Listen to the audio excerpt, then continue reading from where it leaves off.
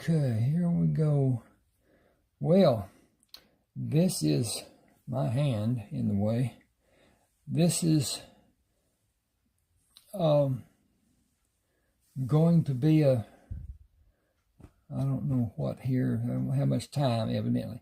This is a book called Decorated for Duty. It's about the service that Carlton Brisbane had during the Civil War. His decorations and whatever are depicted here.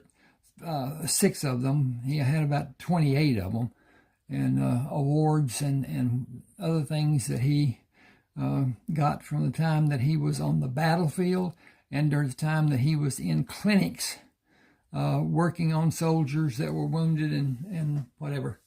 You can find this on Smashwords, smashwords.com.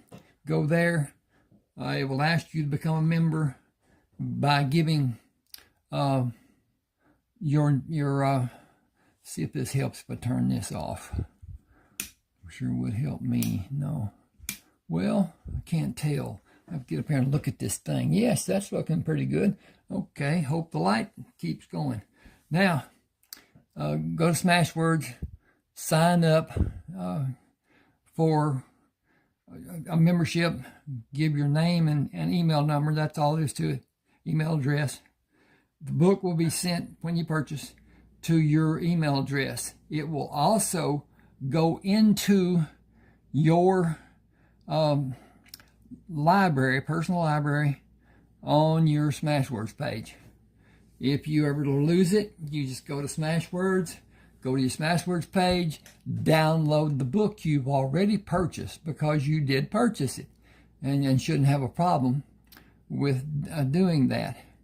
This tells me that I only have 19 minutes on this phone to record, and it will shut off.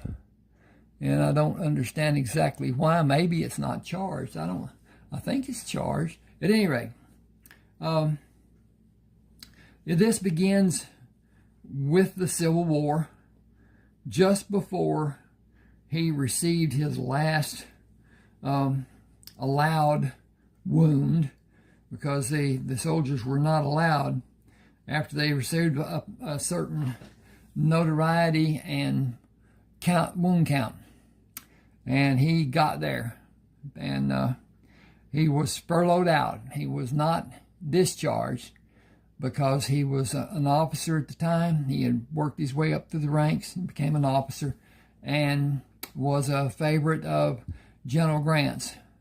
And though General Grant was a lot of things, he was an extremely powerful person, entity, whatever you want to call it, as far as the government of the United States. He was the deciding factor in the victory, if you will, that the Union had over the Confederacy. Basically, the Confederacy lost because of attrition. They had almost nothing at the end of the as he put it, great conflict. Grant did not surrender. He surrendered his sword, ceremoniously and whatever. An odd thing, the Battle of Bull Run started in the backyard of a man named McLean, and he moved his family to Appomattox Courthouse, and his house was commandeered for the meeting between Grant's people and Lee's people to have the surrender of the sword. So Mr. McLean was in on the beginning and in on the end. At any rate, the first battle, from his yard down in the field and whatever, the Union soldiers attacked. That was their what they had been told to do, and that's what they did. And they were beaten back and lost a lot of men, equipment, and whatever. they ran and extremely over there, blah, blah, blah, we've been defeated, run for your life, blah, blah, blah. The Confederates did not follow them. Had they done that, there were no defenses in D.C. And the capital would have been taken, and the war would have been over. And this would be a different country. This would be a country of states. And that was what rankled the southern states, that they did not have the permissions that the King of England had given them when they set up the colonies. And it wasn't recognized by different people, the Congress for one thing, and Abraham Lincoln. Lincoln wanted the South to be motorized, mechanized like the North was. He wanted production. He wanted to build the country with the economy that production brought. Steel, all kinds of production that was done in the North that was not done in the South. The South was an agricultural society, and farms, cattle, food was what was produced, and they wanted to have the right to say yea or nay about what was done to their states when it was what the King of England had said would happen. It would be that way, and blah blah blah. At the end of the War of 1812. There's another thing, but at any rate, Carleton and 6 men. He was supposed to have 5. He took 6, and then he had one that was supposed to be a civilian that was actually a soldier that had come to attempt to kill him. And I got lighting problem. Can't do this. Well, beans. At any rate, he left Ohio with supplies, and can you see that? Is that okay? That's okay. All right, that's okay. These are running out of battery. So there went that picture. I'll put that back up there. Okay. And I had supplies, ammunition, rifles and guns in the wagons that General Grant had supplied for him, and left Ohio. He was born into what was called the Society of Friends. In other words, Quakers. And he was shunned because he took up arms against his fellow men, which was against their principles. Totally. That's as crooked as it can be, isn't it? Wow. But let's just turn this just a bit and see if we can. Yeah, that's better. Okay. At any rate, he could not go home. They would not allow him back in the society. He was shunned. And with that, no one could speak to him. He could not go to meeting. He could not be amongst. So he took himself and his people, the men with him, out of Ohio and into Indiana and into Illinois, and then Iowa and Nebraska. Anyway, he wound up just outside of Albuquerque in Mexico,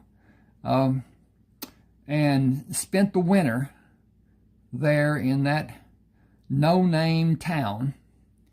And then the next spring went on to California to stay away from the mountains. crossed, did not go up mountain, and there was a trading post. You could go around what was the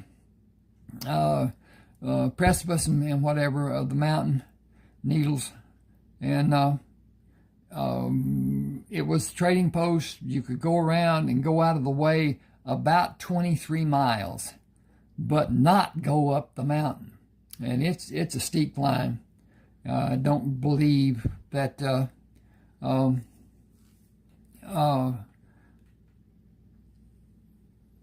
it was like it is today, or like it used to be today, whatever today represents. I can't think of the name of the doggone trading post, Dawes or whatever. Anyway, went on to California, and then north in California up into Oregon. Went to Pendleton, bought supplies and stuff, crossed over the river, and Umatilla River, and went down to what was Umatilla Landing, and surveyed land, and went to the clerk there, and homestead and land grants and whatever, and built a large farm ranch, and went on to what was then Washington Territory to visit with some of his wife's people, the Nez Perce Indians, and brought horses, the Appaloosa, down to his farm, and about 54 Nez Perce Indians. And it goes on with how they fared, what they did. Each of them was rich. They had gold that was taken from Washington that was almost pure. And several of them had over 100 pounds of gold. And at that time, it was selling for the almost same price that it is now, as far as $20.67 or thereabout. And so they were rich, but they had no way to do anything with the money. Even if they had money, as Indians, they couldn't spend it. They were not welcome in America. The Native Americans were not welcome in America. And so, at any rate, he thought he lost his best friend, Rayford Coleman, during the last battle they had together. When Rayford was wounded, he thought he was killed because he had a headdress holder that the Indians used to put the great big war bonnets and hold them in place, keep them on their head and whatever. He had one of those, and a bullet ripped into it and wounded him, but did not kill in the effect that it might have done had it not been stopped by all the layers of leather. And there were layers and layers of leather. But he spent some time in the hospital. He had a contingent of men that were guarding him, ordered by General Grant. And they left after he was able and went to Texas and found some outlaws, murderers, and thieves and whatever, and settled scores there and made a life below what is now Texarkana, Texas. Back then, it was Mexico. This was before Santa Anna was defeated by Houston, and Texas had its so-called independence. It did not have independence for some time because Spain said Santa Anna did not have the authority to give up that amount of land. And Anyway, it was from the Rio Grande up. Did not include the what we call the rooster nose sticking out by New Mexico. And yeah, I don't know all the stuff that went on. There was a portion of it that is now the panhandle of Oklahoma that was a part of Texas, and it was, I don't know what happened. They decided that Oklahoma would have this line and whatever, and Texas would have this line, and they weren't together.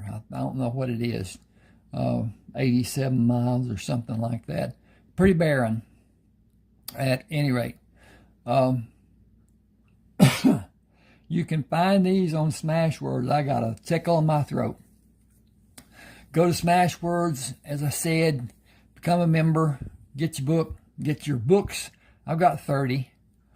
And subscribe to my channel. I'm gonna sneeze. I'm gonna cut this off. Thank you for being with me. Please subscribe to my channel and click the like button, maybe comment. Thank you. I won't be here at 6 in the morning like I've done every day the last 3 years. You don't need me now, and I got information about where I can find Herb Hollis.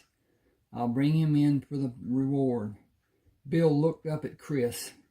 It was reported that he murdered his mother's husband, then he killed his mother and his own brother, his only brother. Herb is said to be rotten to the core, and people say he will kill you when you try to bring him here if he can. I wish I could help him. I can't. Nobody can. It's already done. He'll hang, and he knows it. You can help me, and I'll pay for everything you help me with, starting with 2 sets of cuffs and keys to open them. Will you give me that much? Is that all? I have almost everything I need except the cuffs and the... Woo! I was checking the time, except the cuffs and compass. Guns, 2 long barrel 45s, 2 short barrel 45s, and rifles for long distance shooting and to hunt for food. Look at the reward for Herb. I won't make that much money working for you all year long. I won't make that much if I work for you another 3 years. You're too young to live that kind of life. Have you seen anyone better with a handgun or a rifle? I'm fast and I'm accurate. That doesn't matter when you may be facing a hard case killer.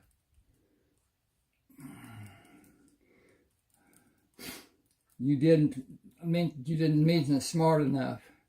Smart enough and cunning enough. Nobody will get the upper hand on me. What will you do with the money? You shouldn't ask. I already did. I'll tell you after my 18th birthday.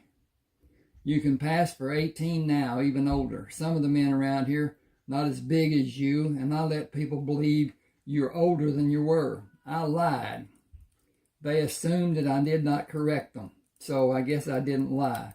Whatever you want after you're officially 18 can be yours, if you want something. I want to build a ranch around this town and leave places for roads to lead in from 4 directions. Do you want to be my partner? The state reward practice will end in a few months. That's only a rumor. Nothing's been announced officially, and the wanted posters will be valid until the outlaws are all captured. The men keep coming from every state in the South. Some will live honest lives. Most of them will look for the easy life. Killing will not bother the men who did it so long in the war. This town needs commerce, business, and businessmen. It has not changed much in 10 years I've been here. We can help it. You know what it needs. Chris, you're setting yourself up to be killed, and nobody will know it when it happens. You don't have anyone to help you hunt for wanted men. I don't want anyone. Depending on someone would be the worst thing I can do.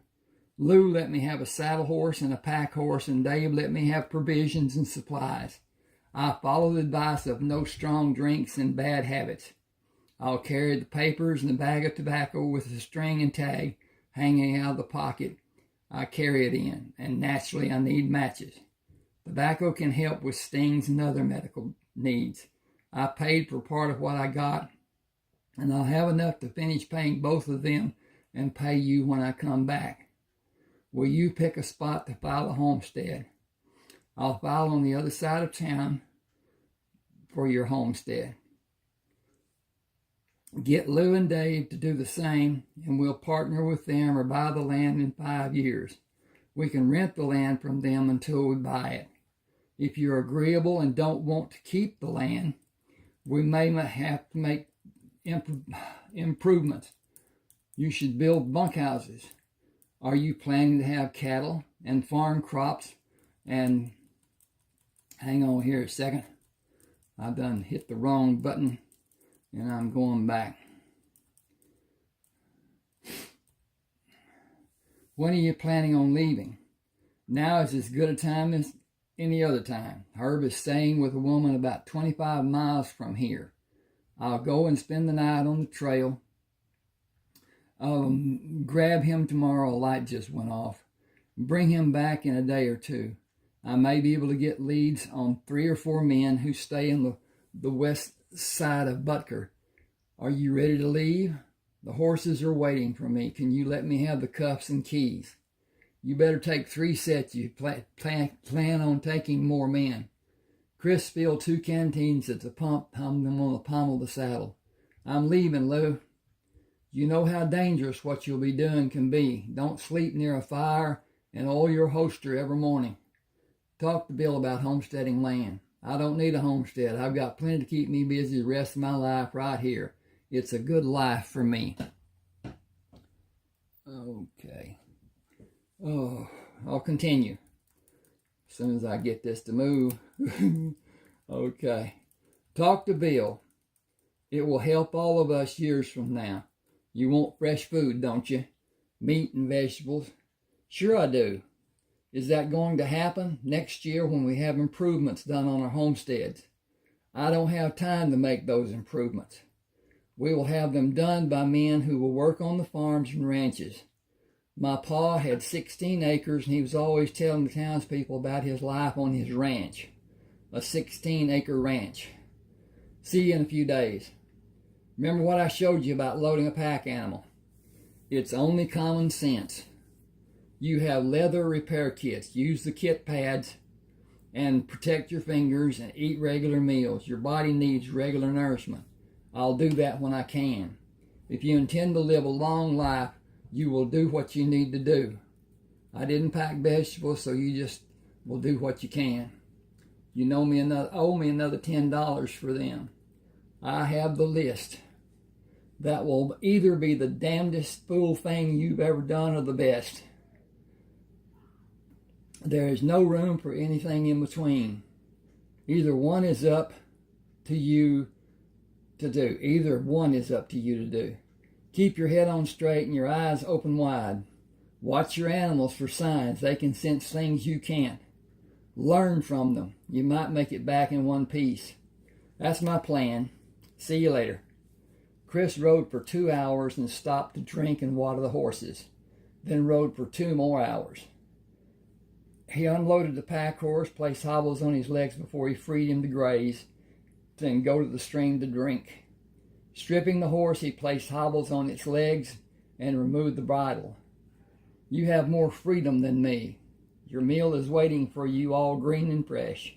I need to hunt for my meal after I build a fire from the dry branches I find along the creek. He used a thick branch to club 4 rabbits he found hiding in the brush, skinned and dressed them, set them on spits to roast over the fire. He hung pots to boil potato halves and canned cabbage. The sun will be down before I finish eating. The 4 logs should burn until early morning. Hot coals will start another fire for breakfast. Bacon and eggs with potatoes and cabbage. My noon meal will be rabbit, potatoes, and cabbage. I should have enough potatoes and cabbage left for dinner, but I need more rabbits. I'll take the hobbles off the horses and let them drink before I put the hobbles back on them. Everything will be done today, and tomorrow is just another day. He finished eating, cleaned the plate by rubbing soil over it, then wiped it with a handful of grass and went to the stream to finish cleaning utensils. He looked away from the fire and started toward the horse, moved out of the firelight, and hurried to watch the horses for an indication of a location of somebody watching his campsite. The horses stopped grazing to watch them, then continued pulling grass. Not upset, but you were concerned. He has not moved, and you have a great hunger. How can you have when you had so many hours until now? I cannot wait for him to come to me when I am sleeping. I'll get ready for him and wait for the fire to my back. If he will look at me, he will look into the flames.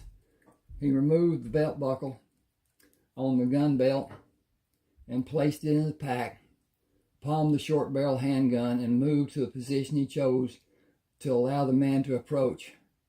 A figure stood outside the light of the fire. You searched for me?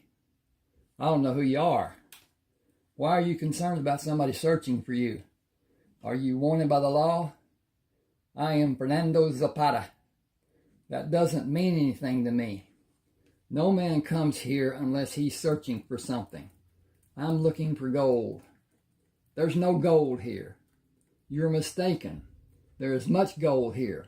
A man just needs to know where to look. I think I will kill you and not be worried about you coming here. You know, you will not know where to look for gold if you do. He moved closer. I think you are not being honest.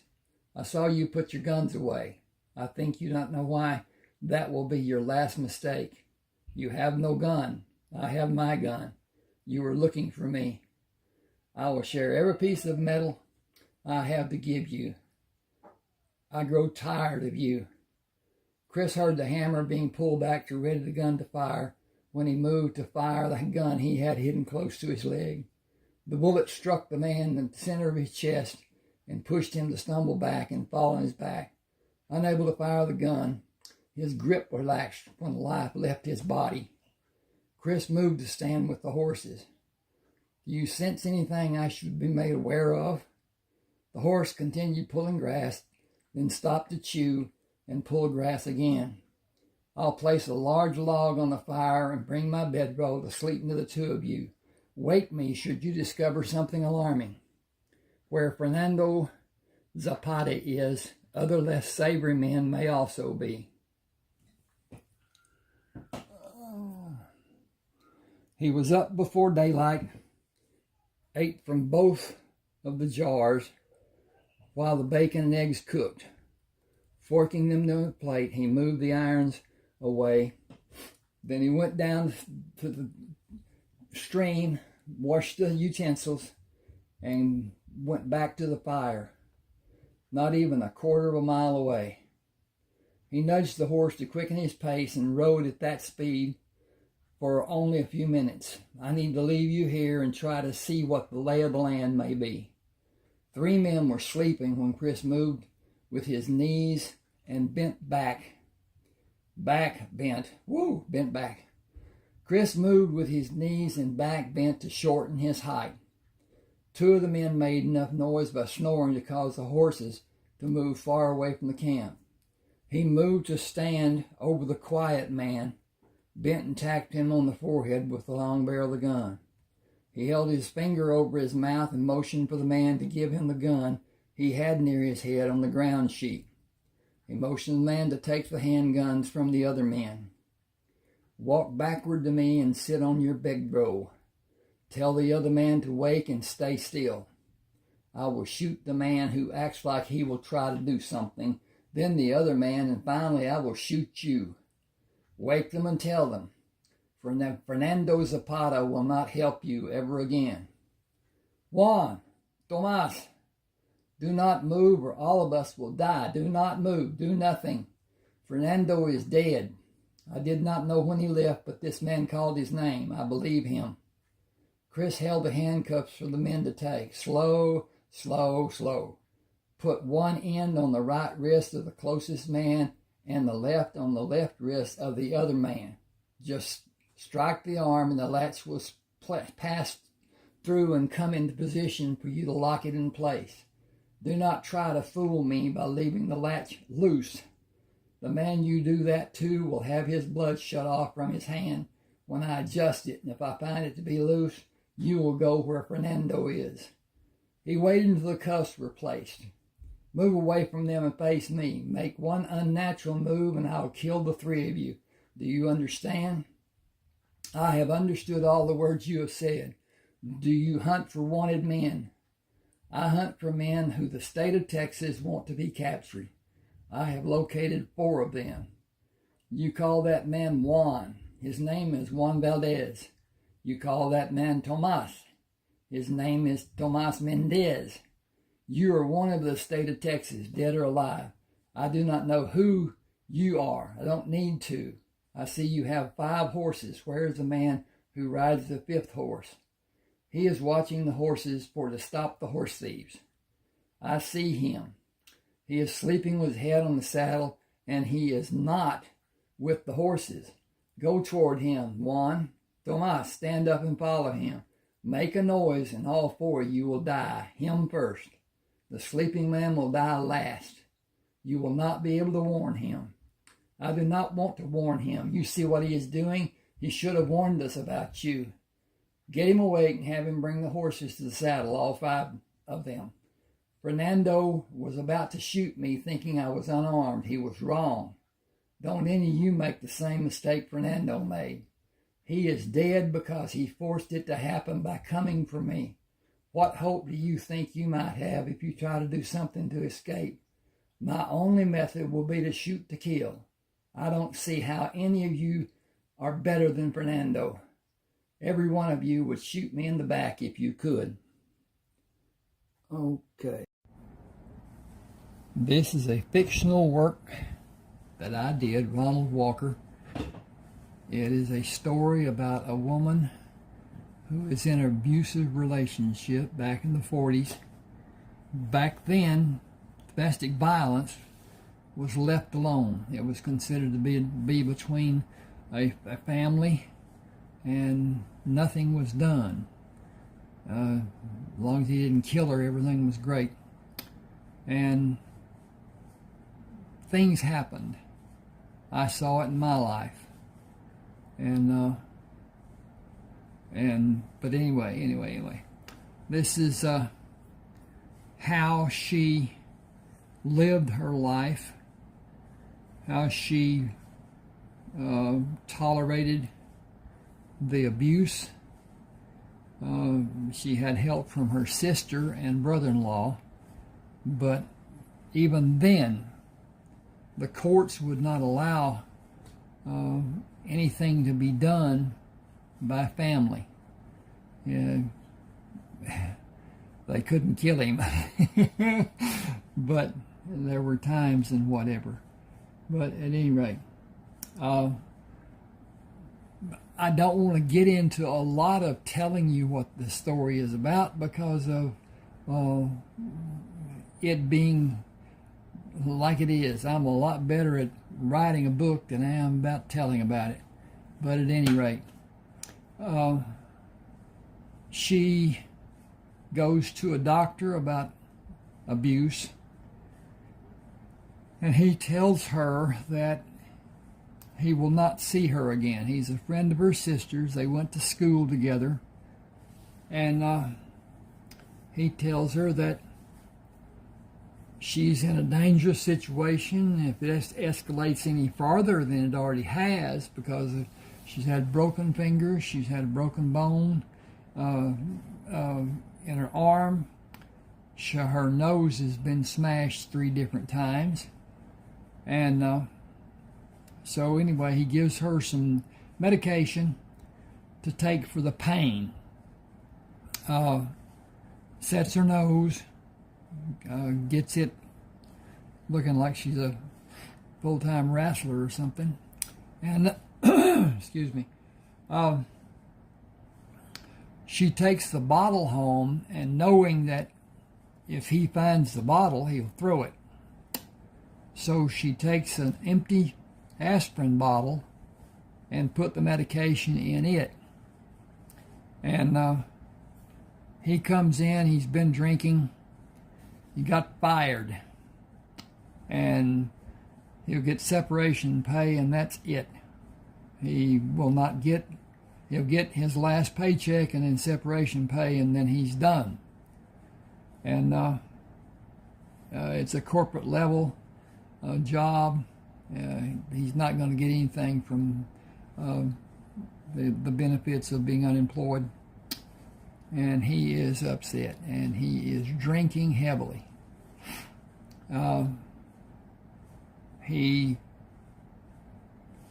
goes in and finds her in the hallway and knocks her down, kicks her several times, goes back in and plops in his chair and finished the bottle he had, threw it over her head through the door, and crashed it into the wall. It did not break, and that made him mad. And he got up and got another bottle and went off in his stupor. She got up and went to the bathroom, and he had hit her in the nose again. It was bleeding, and she went to the sink to straighten up as best she could, and she had taken one of the pills, and he came to the door of the bathroom. It was closed, and that made him mad. He punched his hand through the door. It was one of those, has a thick outside border door, and then a thin one in the middle, so it was about a quarter-inch board. And he knocked it out, opened the door, hit her again, and knocked her down, and then left. And she got up, fixed her nose, put it back in place, and went into the bedroom, and she woke up. He was moaning and carrying on, and she gave him a pill that the doctor had given her, and she left him, and he got up during the night and got the aspirin bottle and took pills. And the next morning, Sarah gets up and he's not breathing.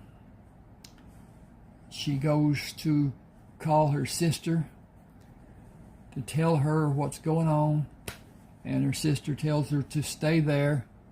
Oops, that was a good one, wasn't it? Okay, I moved. Sorry about that. Oh, me. At any rate, it's a good story. It's not, it's just entertaining, but it's adult. She had met John Barlow at the bar and dance hall that they had gone to, and then she saw him again when she went to the grocery store, which is also Barlow's, Bartleaux, and they start a relationship, and he teaches her about the acts that a man and a woman can have, and he continues his work at the store that he owns. He owns a chain. I wrote a story about his life, John Barlow, and he was born into a brothel. It was a quarter of a dance brothel. The madam did not get into the lives of the women and the payments and whatever. These were prominent men in the city of New Orleans. And he was born to a woman who was one of the favorites of the men. Nobody knows or knew, nobody knows even now, who the father was. And so they all more or less claimed him because each of them had been with his mother, and his birth is traumatic as can be.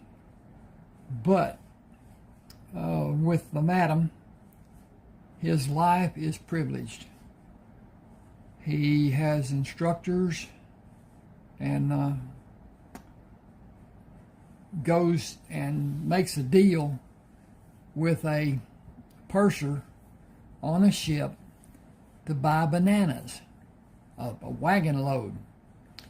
And then his thought was to go around the city and distribute them to persons who had, what do you call them, the little side, whatever. And the guy who had the wagon took the load. And the chief of police got into it. An attorney that was prominent there got word to the man that he was in deep trouble. Get the load, get it back, get it distributed, do the work that he had told them that he would do, and that's what happened. John was very successful with that, because with that he gained a little money. He had a little money from his life before when people gave him money. The madam put it up and saved it for him. And he got into the business of buying produce and fruit from the pursers and had a thriving business going. It got to the point that it was suggested that he open a store of his own. And he did, Barlow's. Then it got to be big. He was buying from South America, having it shipped in and blah, blah, blah.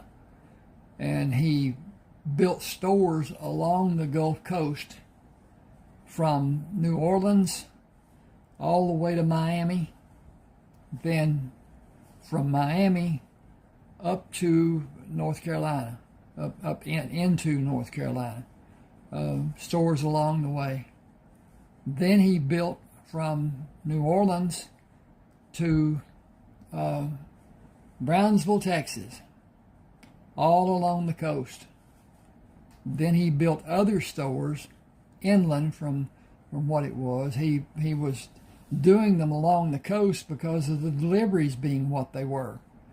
And naturally produce and fruits have to be done fairly fast, so that's what he did. At any rate, he was, I can't say, he wasn't a love interest because of his situation, and won't get into that too much, but she goes and meets him at the grocery store. She is in terrible trouble financially, and the people they gave his check to the funeral home to pay for his funeral. Took it. So she had nothing. She couldn't even eat. No money for food or anything. She went to John, and he had told her that anything she needed that he could help her with, he would do. And she went, she was about in tears, and she said that she had been to all the banks, and even with the house that was paid for, they would not loan her money. He made a phone call, told the guy who he was, the bank manager, and told him that she needed the loan. And he hung up and said, go in and meet the bank manager at this bank. And she got a loan, and she started a mail order business. Then a woman who is also in an abusive relationship goes to work for her, and she needs help. Sarah helps her, and it's a lengthy process. The man was worse than what Sarah's husband had been, and that's hard to say, hard to do, hard to whatever. At any rate,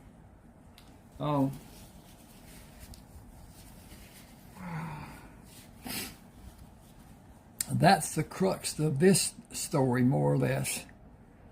And I've got a second part that is Lovers, Lies, and Lilies, part 2, and then a third that really isn't the same. It's another story. I'll get into that later. Okay, this is going on length-wise and whatever, and I'm rambling, and it's that I don't want to tell more about the story than to give away what the plot actually is and how it works out, whatever. It's just an enjoyable read. It's not a Pulitzer Prize winner. I've never tried to do that. I've tried to write stories that I like to read and hope that other people like to read them. I'm not a writer in the sense that probably the greats were. They sat down and fleshed out what they were going to do and blah, blah, blah, and I don't. I sit at a computer with an idea, and I work at it, and I write. And with that, it's not planned. I guess that's the best way I can say it. I write the way I like to write. I write what I want to write. And some guy once told me that I write like I talk. So I thought, well, hell, I'll just have people talk, and then we won't have any problem with my talking. At any rate, a lot of my books are I won't say monologue. Oh, they are people talking. And so it's not a matter of my telling what the splashing of the water was on the side and what color the limbs were and the leaves and all the other stuff. I don't like that. I want the nuts and the bolts of it. Yes, what color the car was, what it was, how it was built, and all that, but not to have the color of the tires. You know, back in the 40s, all they had was black walls. And then in the late 40s, the white wall came out. And it wasn't long before there were all kinds of different colored tires that people wanted or didn't want or whatever.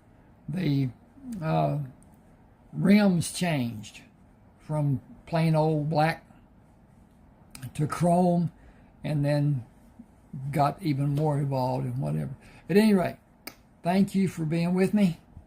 Please subscribe to my channel. These books, all my books, I've got 30 now, writing the 31st one even now. They can be purchased from Smashwords. That's my favorite. I had published with Smashwords years ago, and Smashwords recently sold to Draft Digital, D2D, and Smashwords is now just a storefront. You can go on there, look me up, Ronald Walker, Lovers, Lies, and Lilies, or one of the other Westerns, or mystery, or whatever, and let me know what you like, what you want to read. I may not have a lot of time left, but I'll get a couple of books done before I kick over. At any rate, thank you for being with me. Ronald Walker, Lovers, Lies, and Lilies, Smashwords, and comment, hit the like button. Please subscribe. My channel is growing. I hope to be monetized before too much longer, but that will help a lot, and then it'll grow a lot more than what it was before. But at any rate, thank you, and hope you enjoy. Let me know.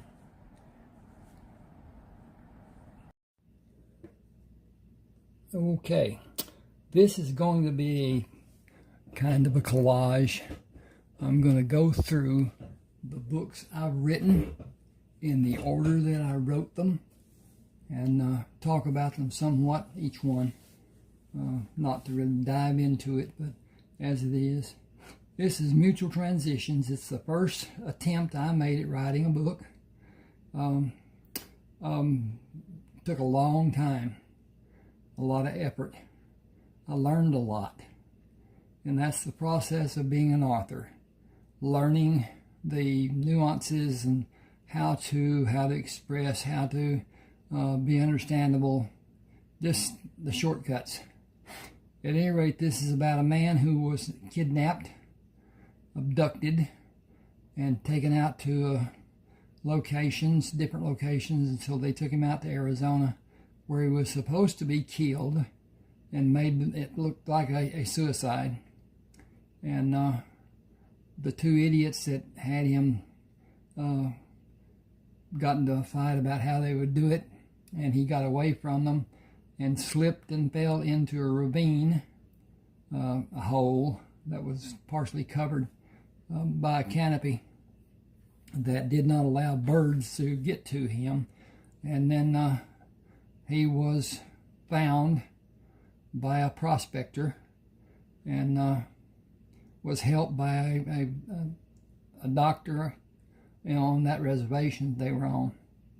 And it goes back into how he reclaimed his life.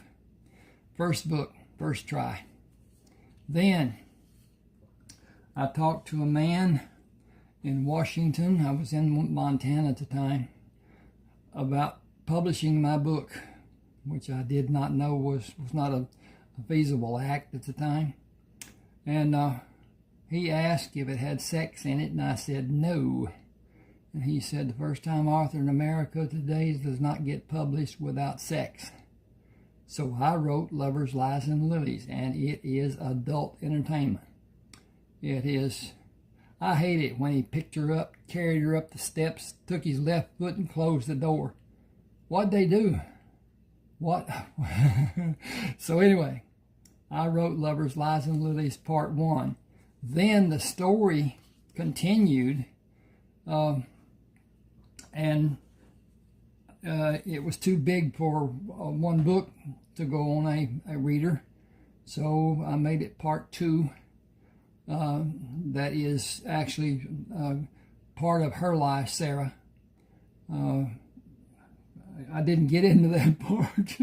She was in an abusive situation with her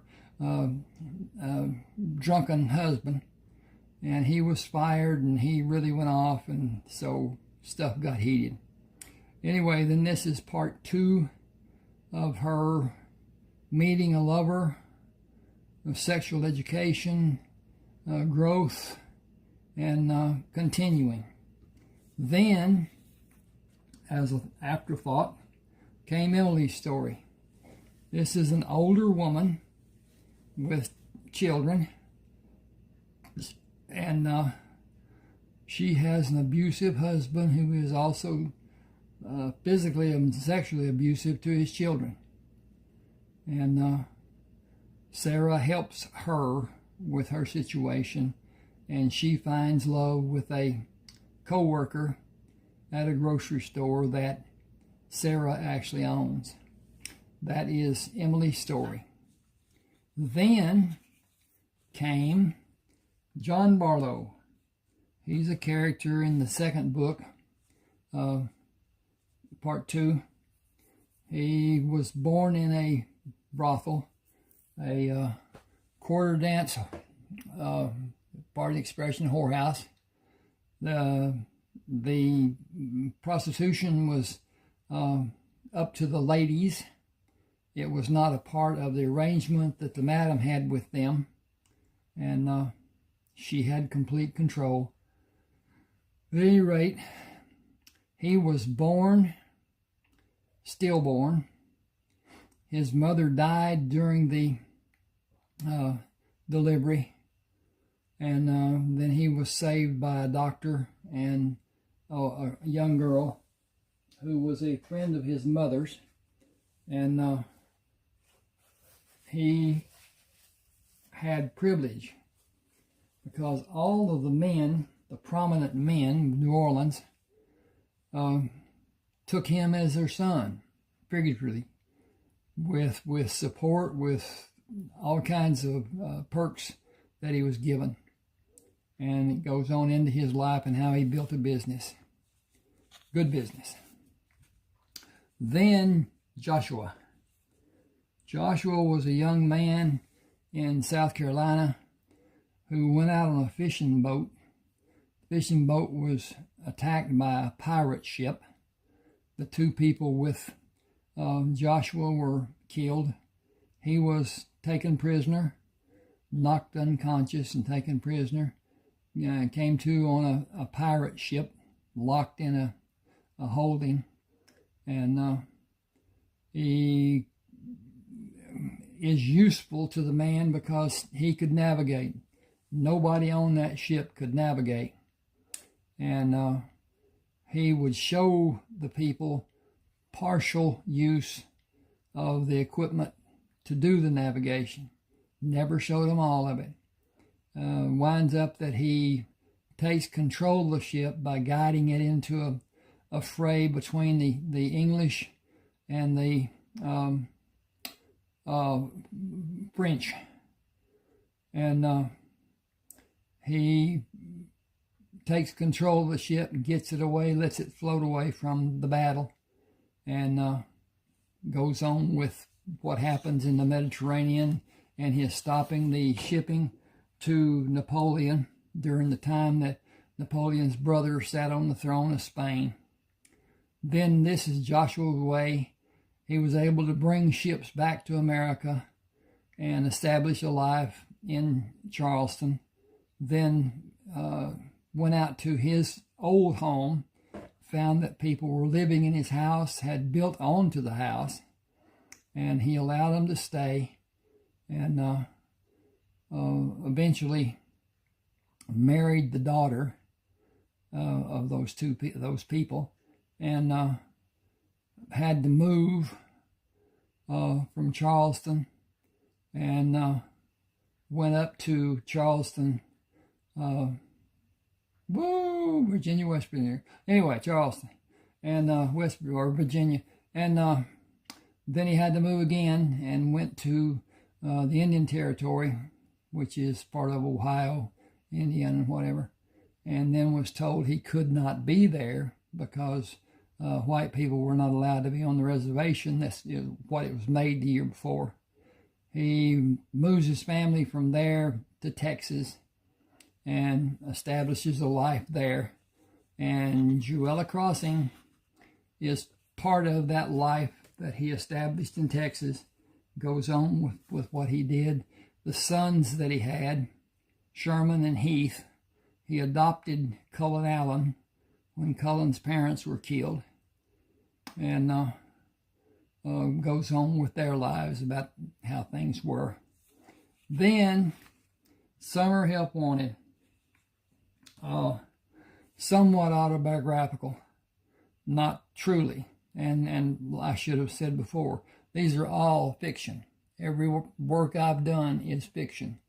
At any rate, this is a young man who is married to a woman who duped him into getting married, saying that she was pregnant, and she wasn't. And she's about to ruin him. He meets a beautiful woman out on a farm that his friend had before he died. And nobody knows who the owner will be, what was in his will. At any rate, he works with her for almost 2 years. And it talks about what happened during their lives and the tumultuousness of it all. And anyway, then Neighbors with Benefits. I was out in Arizona. I had a problem with a rotor cuff in my left arm, and I saw 2 women that on successive days, Monday, Tuesday, Wednesday, and Thursday, one of them would go, then the next day the other one would go, and so on, to a man's house across the street and down the way from where my mother lived. And I didn't think they were playing tiddlywinks, so I wrote Neighbors with Benefits, and it was a good tale. He is a construction engineer, architect, designer, draftsman, and the women help him with his work. And one of the women is a stockholder in the company he is paid from. And so things get sticky with that's being done. At any rate, then Sexy Assassin is a follow-up to that situation with just her and him together. And she is an enforcer for the family. And her method of operation is a syringe filled with snake venom and deposited in an orifice in a man's body that no man would want to have happen to him. And then they attempt to get away from the family and hide. And it talks about how it is done, whatever. Then, Kinsman Tribe, Part 1. Another long book. This is 2 men, Cullen Allen and Kiowa Bennett, who meet and form a group to be better safe from where they had been before. They are all wanted men, all have posters on them as wanted dead or alive. And back then, people could do that. A very powerful man could accuse a man and have his likeness done and his name on a poster and offer a reward for him. They form and they do cattle herding. The spare cattle there in East Texas, and Texas was covered with old cattle back in the day. They didn't do anything much with longhorns. Young longhorns, yes, but not old, long longhorns.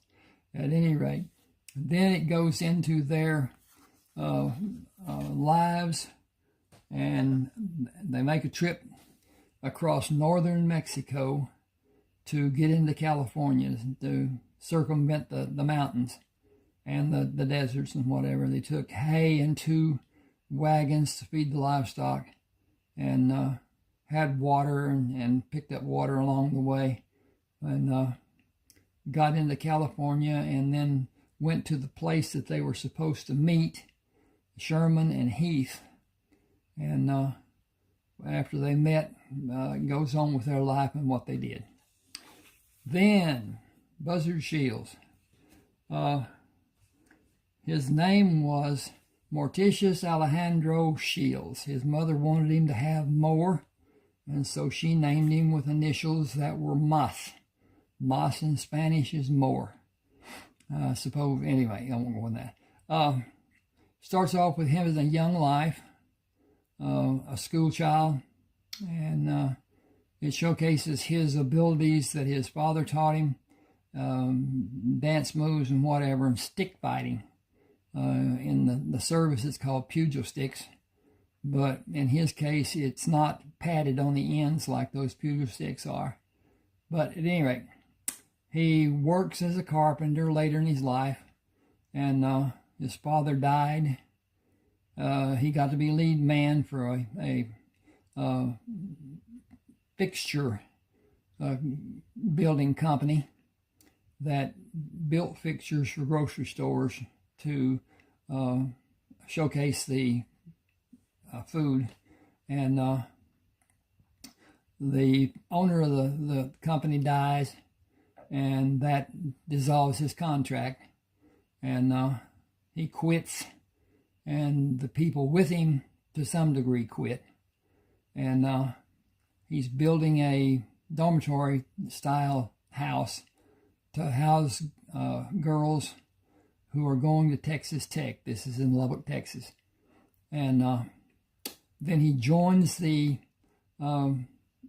Army Corps of Engineers, working on building barracks at a fort south and east somewhat of Lubbock, and does that for a year, and then he's asked to survey 4-state area of Utah, Colorado, New Mexico, and Arizona. And he gets into some relationships with Indians in northern Arizona, and does well financially. Then he goes to California, and is on his way to be with his nephew and his sister. His nephew is older than him, and it goes on with that. Then in the second part, he goes to Alaska. He and his nephew, he sent the nephew money to buy an airplane because the airplane he had was just going downhill to the point that it had to be replaced. So he sent him money to be able to buy the plane. His nephew was mining gold by himself, which is not a safe thing to do or a wise thing to do or whatever. But with that, he was able to garner enough money to repay Buzzard. Buzzard was a name that Alejandro took when a man he worked for in the House of Time, a watch repairing service, clocks too. But anyway, he adopted that name just as an out of hand, here it is, we'll do this. So anyway, he and Buzzard go together and mine in a different means than what had been done before, using a sluice and a water distribution, a catcher and distributor, and it grows to be where they actually need help. Buzzard, in the meantime, spots a bear, a prone bear, and there's a cub that's with the bear. There's a path of footprints around the bear, and it's Ruby. Ruby is an intricate part of the story. So anyway, along with that, he goes back to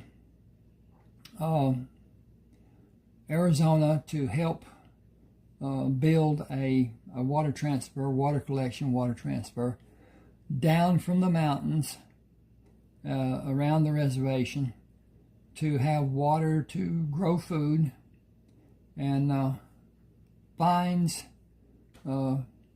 Wilson Kramer, not knowing it's Wilson Kramer, but a man with traumatic amnesia. And they live together for a while, and there's a explosion in the mine.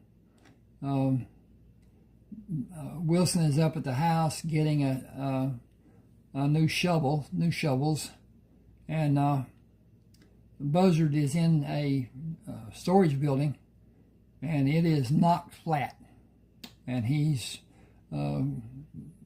under some walls and things that held up, that he was in between, such that it didn't actually knock him down. He just went down with it when it blew.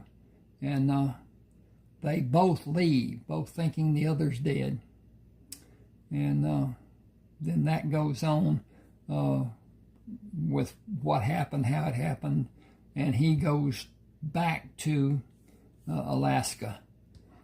Then they start again. They have some help that finally turns into three brothers helping them, and they mine a lot of gold, millions of dollars worth, and they become two of the richest men in America, he and his nephew, and goes on with what they did with their stuff.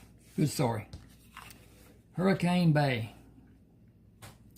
Clay Iverson is driving from a poker game, finds a woman out in the middle of the road after he had not seen a single car all the way from town. He lives on Hurricane Bay and has a draftsman company, and she helps to some degree. She's the richest person in Orange County, but he doesn't know who she is. He's anyway, it goes on. About his dog Butch and the people that come to help him with the business. This is it's not really a follow-up. It's another story, different story totally. It's about a drug war-related crimes and stuff. He's still, I didn't get into why he was made chief of police, but he was by his friend, a judge. And this is a continuation of that story to a degree, and what was happening, drug problems and whatever. Good story. Rodeo Radiance. He is qualified, he has money, he has equipment, truck trailers, and horses, extremely good horses. And he wants to be a rodeo star. Has wanted to be his whole life. Owns oil wells. Not that he wanted them, it was what had to be done to save the farm in the earlier days. He regretted doing it, but still, that's what happened. And it goes on with his life and love life and sordid affairs. And the same is true in Rodeo Reunion. He meets an old friend of his mentors and partners with the man's son in the roping events, bulldogging, and steer wrestling is what they call it now. And they perfect a technique for team roping by the talent that the son of the friend of the mentor has, and how they develop and what they do, and it's a good story. Ooh, Rayford Coleman, Civil War veteran. It begins at the end of the war for Rayford because of his being shot so many times. And he had a head wound, and goes into his recuperation and travel back to his home in Texas, northeast Texas, and is about his life and what he did. And he captured wanted criminals and retrieved objects that were buried and got rich doing it. Then the second part is his life after that was done, and what his domestic life was with 4 different partners. In case you're wondering, this is Jim Bridger, a renowned woodsman, frontiersman, and whatever. But at any rate, this goes into Rayford Coleman's life, his building of the empire that came into being. This is Decorated for Duty, which is about Carlton Brisbane, who is a compadre, friend, whatever, of Rayford Coleman. Rayford taught him how to fight without being a target, and it was looked on as a very ungentlemanly, unchivalrously action, and it was a degree of chastisement every time they did it. He was taken out of the ranks and put into clinics, and the doctors didn't like what they did, and so he was put back in the ranks. That went on for a long time until he also received too many wounds.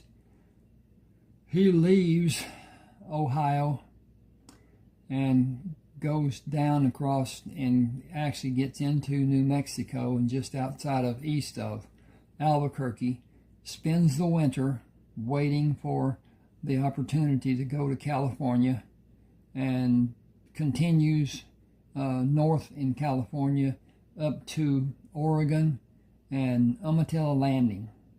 It's now Umatilla, only one word.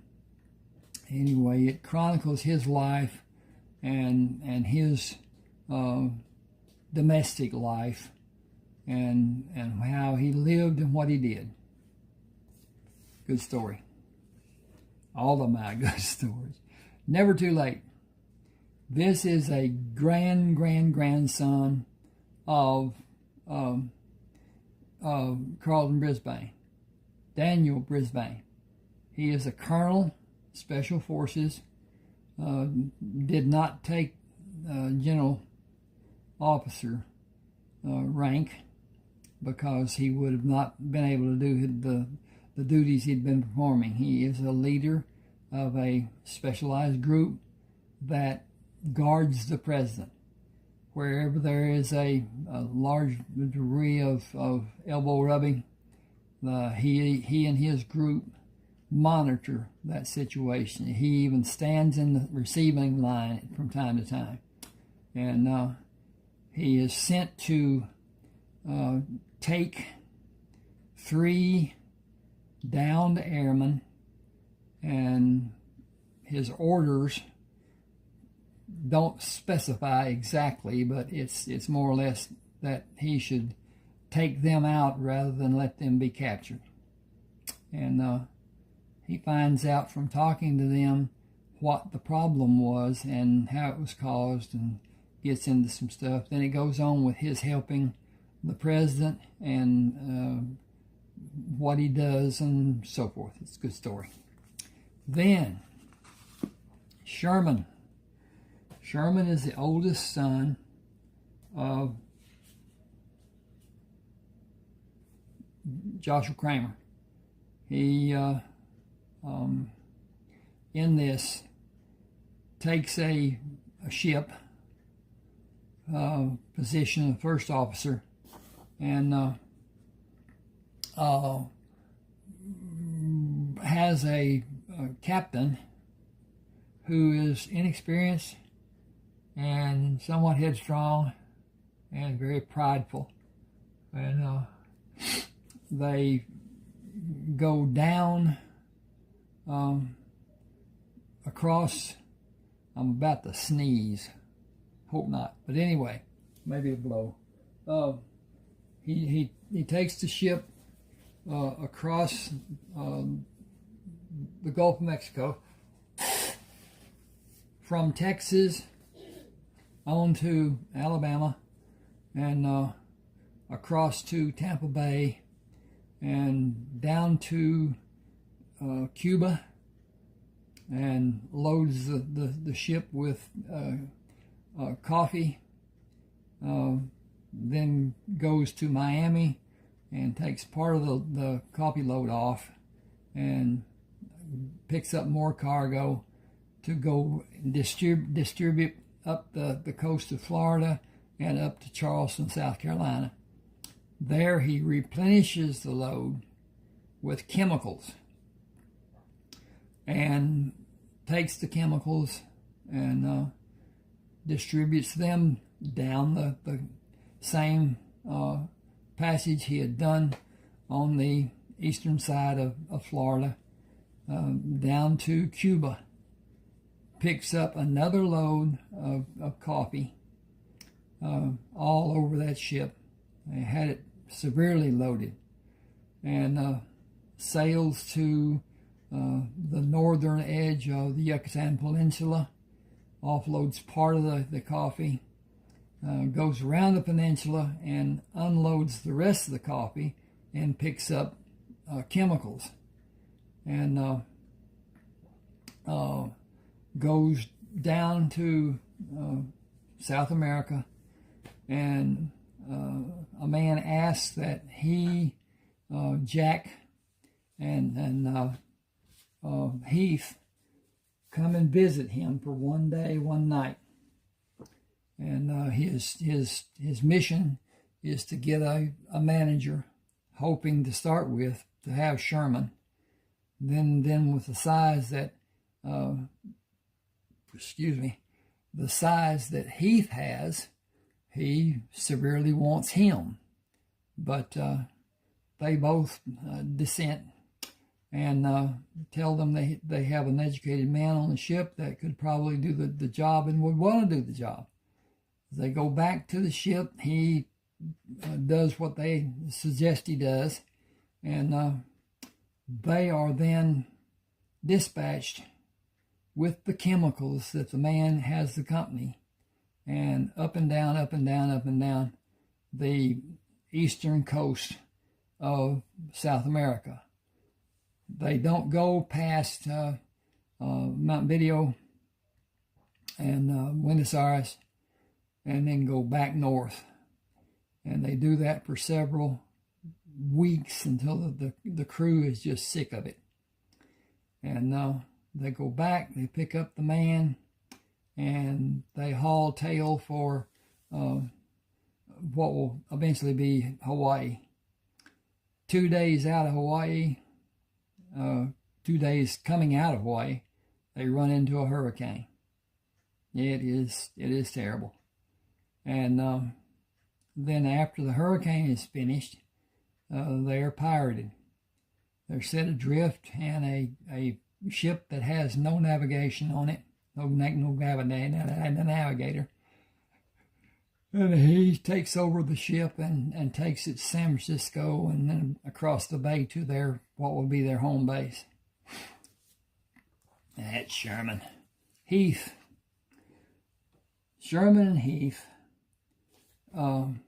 together go from California back to Texas.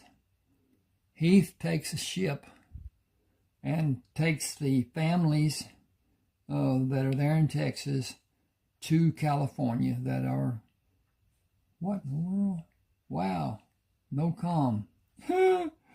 Yahoo.co. At any rate, he takes different families of the members of the kinsman tribe and takes them around the horn, around through, and goes up to San Francisco and docks across the bay, and then it goes on from there.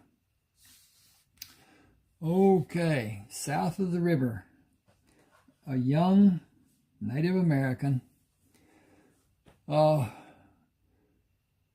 sees that a sheriff needs help, and with the outlaw bands that are operating in the area, he does his best to dissuade them from coming into town, as a young might do, and then becomes deputy for the sheriff and saves his life several times.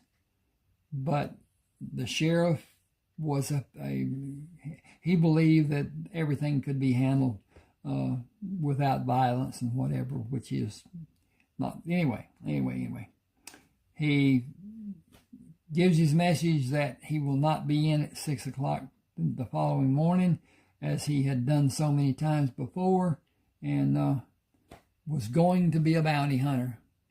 He had a poster for a man for $900, and a murderer, and he goes to find him, and instead finds others, and takes them back to have the rewards, and goes back again after the man, and winds up they partner in being bounty hunters together, and talks about their life and what they did there.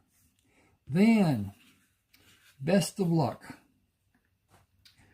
This is a story about a man who was raised on a farm near Rayford Coleman's. Rayford. Yes, his home. Rayford was given, I shouldn't say given, yes, was given. But anyway. He goes off to be a doctor, and Sam, what's Sam's last name? Yeah, okay. Anyway, Sam becomes a doctor. He is enlisted almost by threat into the Union Army, and is with Grant the day that Lee surrendered his sword. And Sam and volunteers from the other side and his men patch up the wounds of the Confederate soldiers that are across the way, and save over 300 lives. He then waits for the railroad to be repaired so that he can leave and go to Shreveport, Louisiana, and on into Texas. And when he gets home, he finds that his place is fenced. It has crops. It has livestock, animals. And he learns that Rayford is the one who built the farm. And he has wounds that were not taken care of. And so he has Rayford take care of them, and then it goes on about his life after that. So much for Best of Luck and what was done. Thank you for being with me. Please subscribe to my channel. Hit the like button. Tell everybody how great I've done, and and see you on the other side. Thank you.